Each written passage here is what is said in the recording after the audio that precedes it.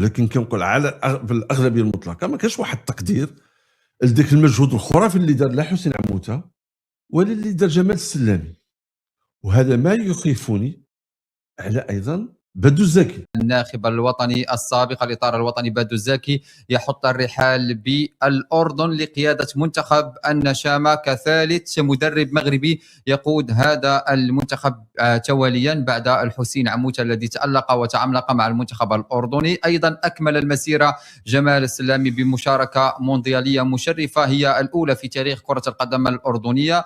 واتحاد كرة القدم في الأردن يواصل الثقة في المدربين المغاربة. واليوم بدو الزكي بعد مجموعة من التجارب صانع أفراح المغاربة في كأس إفريقيا دورة تونس سنة 2004 وذلك النهائي التاريخي أمام نسور قرطاج. أيضا خاض مجموعة من التجارب هنا في الدوري الاحترافي كان أبرزها مع فريق الوداد، أيضا كان مع فريق اتحاد طنجة وأندية أخرى. شاهدناه كمدرب لمنتخب النيجر، كانت تجربة له بالسودان، تجربة ناجحة أيضا بالدوري الجزائري، وأيضا تجربة أخرى كانت بالدوري التونسي. واحد من أساطير حراسة المرمى عبر التاريخ السي محمد المغودي. اليوم الإطار الوطني يؤكد نجاحه في كرة القدم الأردنية، واتحاد كرة القدم في الأردن يواصل الثقة في المدربين المغاربة. اليوم بدو الزكي، أنا أعرف على أنك معجب بشخصية بدو الزكي، تابعت الزكي في مجموعة من التجارب.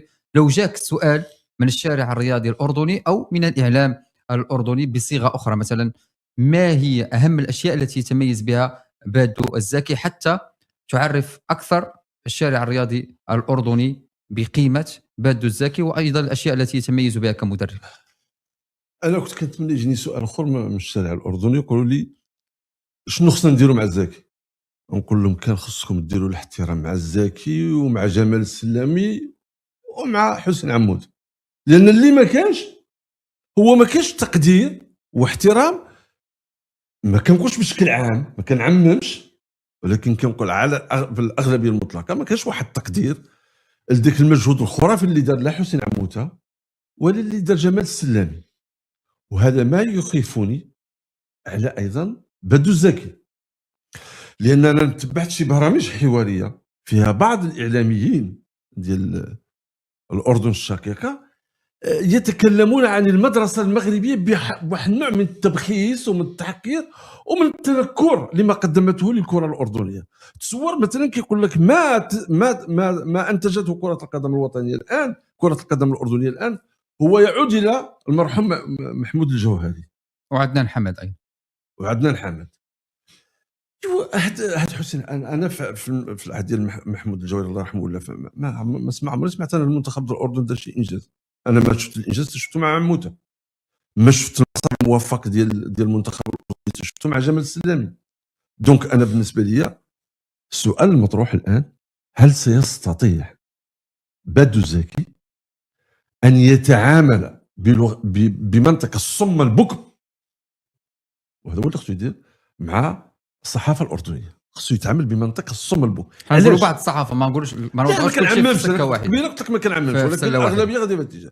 علاش خصو يتعامل بمنطق الصم البكم؟ لانها عندها موقف ديال الحقد من الاطر الوطني، وايضا خصو يحترم الزكي ويدير قدام عينه ديما، واخا لحظه الغضب ولا لحظه الحرج يدير ديما قدامه بان كرة القدم والمنتخبات الأردنية هي تحت إشراف الأسرة الملكية داخل الأردن.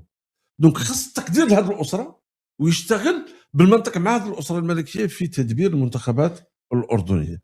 دونك هذا الاحترام اللي عطاوه وجايبينه كناخب وطني، أنا أكيد أن الزكي راه مربي ولد الناس وداك الشيء غادي يقدروا، خصو يشتغل على هذا المنطق وينجح باش يحقق أيضا يكون في مستوى الثقة ديال هذه المؤسسة. ولكن نرجع للسؤال، ماذا يميز بدو الزكي كمدرب منتخب؟ بدو الزكي كاريزما، بدو الزكي خبره مستوى التكوين، بدو الزكي القدره على التجميع، بدو الزكي العداله والنزاهه في الاختيار، العداله والنزاهه في الاختيار. والله اللي ما حس به ما عنده ما يعطي المنتخب والله لا جابه، وإلا حس به غادي يعطي المنتخب. واخا الصحافه الوطنيه الصحافه الاردن تسمع راه في المغرب كانوا كيتقاتلوا معاه على شي بعض الاسماء هو باقي متشبث بهم. وبدو زكي انا بالنسبه لي الا جيت تقول لي واش تبغي كناخب وطني ولا كمدرب ديال الفريق، كنقول لك انا كنفضل يكون كناخب وطني وليس مدرب فريق. اكيد، ونتمنى له النجاح رفقه منتخب النشامه. واليوم سي هشام العمراني، المدرسه الاردنيه او الاتحاد الاردني يواصل الثقه في الاطر المغربيه وفي المدرسه المغربيه. واليوم بدو الزاكي مدرب جديد لمنتخب الاردن، كيف استقبلت هذا الخبر، خاصه وانه ثالث مدرب مغربي على التوالي يقود المنتخب الاردني؟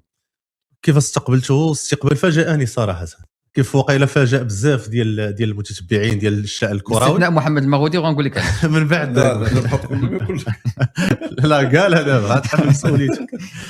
وفاجأني علاش؟ لانه اللي كنعرف انا هو بدو زكي ناخب وطني ديال المنتخب النيجر، وفي احد المقابلات الصحفيه الاخيره طرح عليه السؤال. كان مع قناه المشهد نعم. وايضا مع الزميل لطفي الزعبي، وطرح عليه نفس السؤال. نعم، وربما لانه الصحفي ملي طرح عليه السؤال كان في خباره واقع شي حاجه من هذا القبيل، لانه بلي لانه سؤال غير بارئ، لانه كان ربما عارف الطريق اللي سولو صحفي اردني وقريب من المشهد الكروي في الاردن. واضحه. ولكن انا ربما قلت واش للمستقبل، لانه في الجواب ديال السي بدو زكي قال واحد ما يكره، لانه بدا الرغبه ديالو في الجواب الاولي، ولكن عطاك واحد الجواب اخر ديال انني لازلت على عقد مع الاتحاد ديال النيجر.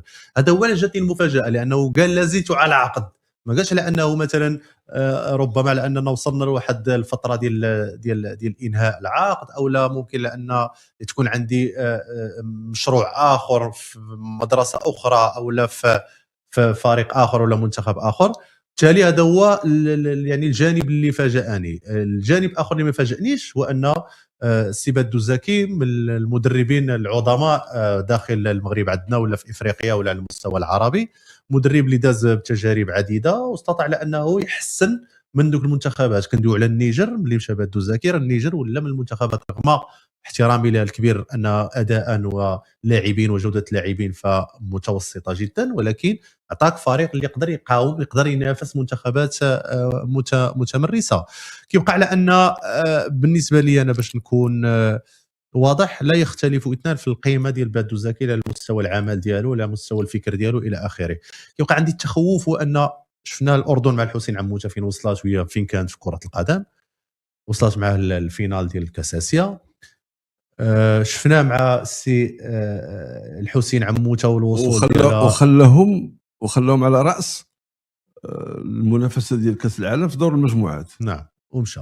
شفنا مع السلامي اللي كمل المشروع ديال الحسين عموته، وتبارك الله كيفاش استطاع على انه يحافظ على المستوى ويحسن من المستوى، لا المستوى التقني، على المستوى التكتيكي. ايضا كان ضغط اعلامي وكان انتقادات دول غريب. ضغط. يعني ملي كتكون النجاحات راه خصك تشيد بالنجاحات. علاش تكلم قول السي محمد المغودي واحد الكلمه مهمه ديال الاستمراريه في المشروع ما عمرك كتهدمه، كتوصل لواحد المستوى وكتهدم وتعاود تبني من الصفر. لا، الاتحاد الذكي هو انه ملي كتوصل لواحد المرحله معينه فخصك هذيك المرحله تستثمر فيها، تاخذ كل ما هو ايجابي كل ما هو سلبي، ماشي تحيدو ولكن تستافد منه، وتحاول انك ما تكروش، وتحاول انك يعني تصلح من الاغلاط اللي درتي باش يعني توصل للمستوى اللي بغيتي انت كاتحاد. لو كان مثلا احنا فكرنا بحال هكا وحنا ما وصلناش للدومي فينال هذا الكاس العالم ديال 2026، وصلنا للكارت فينال مع السي محمد وهبي، يعني كنا كنفكروا بحال هكا غادي نحيدوا وهبي، ولكن حنا كنا نفكروا على اننا وصلنا لواحد المرحله ولازم اننا نستثمروا. هذا هو التخوف الوحيد اللي عندي، هو ان بدو زكي كنتيق في العمل ديالو، كنتيق في الامكانيات والمؤهلات ديالو، ولكن نتمنى على ان المحيط ديال الكره الاردنيه تساعدوا بشكل كبير، لان ما شفناش هذا الشيء مع المدربين السابقين، لا جمال السلامي لا الحسين عموته. اكيد. مرحبا بكم معنا اليوم في هذا الفيديو جديد. في هذا الفيديو الاخوان غادي نهضروا على المدرب المحترم، المدرب اللي ما كاينش شي مغربي تذكروا ليه وما يقول لكش هذا المدرب عزيز عليا، وكاع المغاربه متفقين على انه واحد الانسان اللي طيب، وواحد المغربي اللي كل شيء كما قلنا تيبغيه.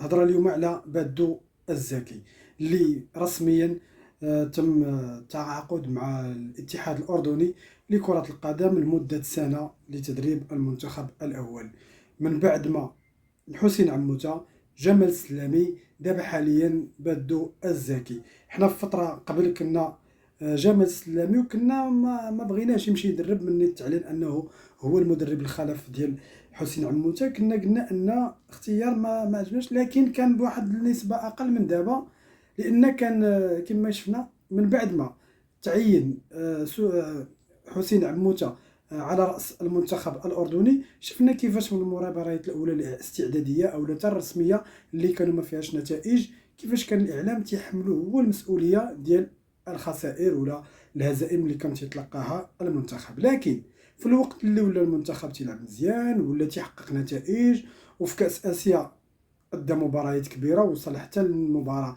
النهائيه اللي لعبها امام منتخب ديال قطر وخسر بين قوسين، كان هو اللي يستاهل انه يفوز. رجعوا ولاو تينسبوا داك الانجاز ليهم واللاعبين، وتيقول لك ان المدرب ما دار والو، وان اللاعبين هما اللي كانوا مزيانين وهما اللي كانوا في المستوى الكبير، وماشي المدرب ما زادهمش شي اضافه كبيره.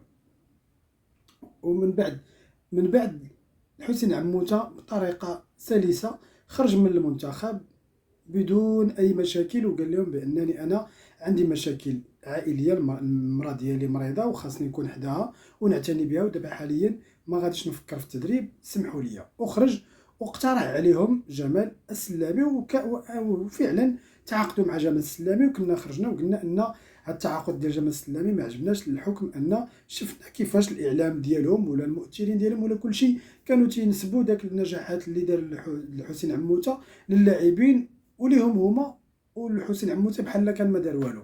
لكن تتعاود الكراو ان جمال السلامي مشى معاهم مزيان، شفنا كيفاش لعب نهائي كأس العرب أمام المنتخب المغربي، وكان من أحسن المنتخبات في كأس العرب للأمانة، والطريقة ديال اللعب ديال جمال السلامي بانت وبين على أنه مدرب اللي كبير، وقدر يأهل المنتخب الأردني لأول مرة في التاريخ ديالو لكأس العالم.